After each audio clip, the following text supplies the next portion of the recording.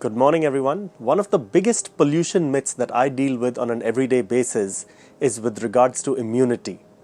People in India especially, for some reason, believe that because we've grown up over here and we've experienced or dealt with air pollution most of our lives, we are actually stronger and more immune than, say, Westerners who travel to our country.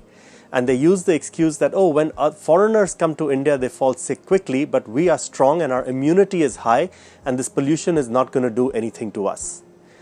Quite to the contrary. The answer is actually very simple. Our body builds immunity against bacteria, which is in the air and that's something that we're exposed to all the time.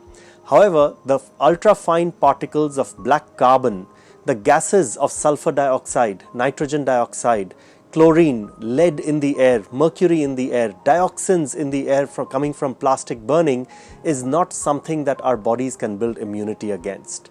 Those are going into our lungs constantly.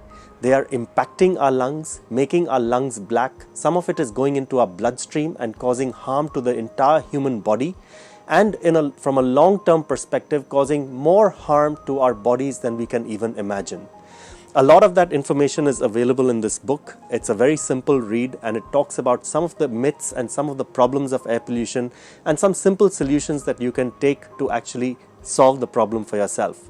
So our lungs are not Superman lungs. We are not immune to the pollution of Delhi or India, and it does impact us. I'll add one more point. Our lungs, just like many other organs in our body, God has given us two lungs. Just like He's given us two eyes, 2 ears, 2 of many other parts of the body. Just like that, there are 2 lungs. And very clearly, we have 70% more lung capacity than what we need to live a normal lifestyle. And until that 70% gets damaged with the black carbon that we are breathing constantly, a lot of us don't even feel the impact of air pollution on the body. But once we hit that threshold of 70%, then major complications start to come up in the human body.